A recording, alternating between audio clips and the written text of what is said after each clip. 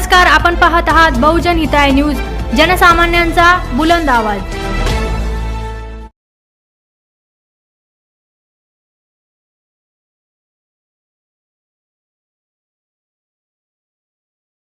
Sir, मध्यंतरी पुण्यामध्ये फार मोठा पूर आला आणि तिथली यंत्रणा कोलमडली होती।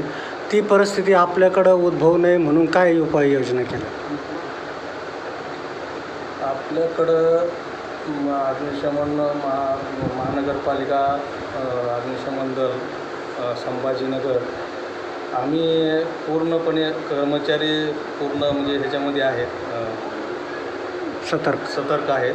आणि आपल्याकडे पंप आहेत, बोट आहेत आणि 24 तास स्टाफ आपण असं म्हणजे सतर्क ठेवलेला आहे।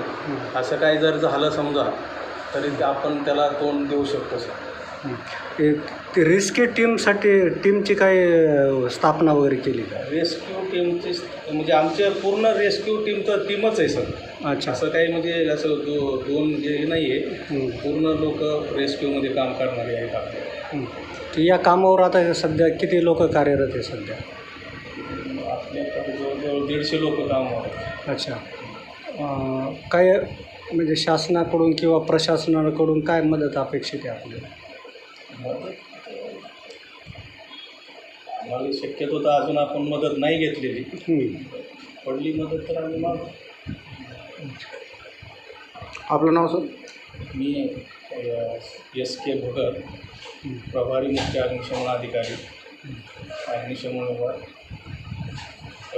महानगरपालिका।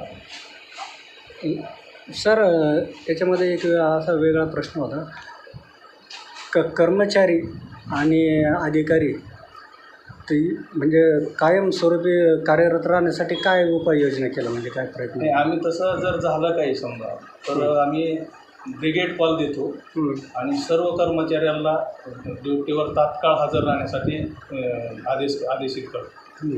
आपण आता महापालिकेने स्मार्ट सिटीमध्ये आपत्ती व्यवस्थापन कक्ष स्थापन केलं, तर आपलं काही वेगळं असं कक्ष वगैरे स्थापन केलं का त्यासाठी? नाही, आपण कक्ष तसं नाही, आमचा कक्ष 24 तास चालू आहे।